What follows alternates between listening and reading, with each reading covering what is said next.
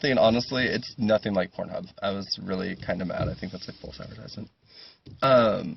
There's parts, you know, like when you get procedured, that's where they take you into a little room, they strip search you, and they check your orifices or whatever.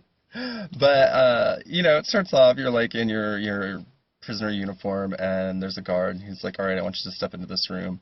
And you know, you walk into the room, he follows you in there, and he closes the door behind you, and I'm like, all right, Daddy.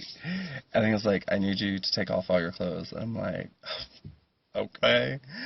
And then he's like, I need you to turn around, bend over at the waist, and spread your cheeks. And I'm like, this is my shit! And then he's like, I need you to cough 3 times. The fuck?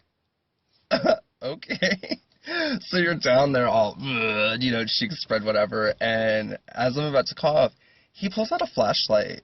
And I'm like, you don't need a flashlight to check out my, you know, my cutty. Like, leave my booty hole just fine. Like, but I mean, he has this flashlight. And I'm like, it's not like some deep cavernous, you know, butthole, like where you go in with like, you know, fucking breadcrumb trail or like GPS or something. But he's got this flashlight out, and I'm imagining him like taking a rock and like throwing it down a hole, and you hear and like the echo on the bottom, and he looks at his lieutenant. Sun's about 25 feet, sir. 25, 30 feet. Like, my asshole is not that big. It's not. You don't need a flashlight. You don't. You just don't.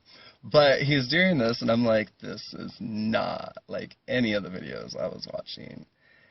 And as I'm coughing, I look in front of me, and because of the flashlight, I can see the shadow of my junk on the walls. Like, the dick, the balls, it's all right there. And I'm like, oh my God.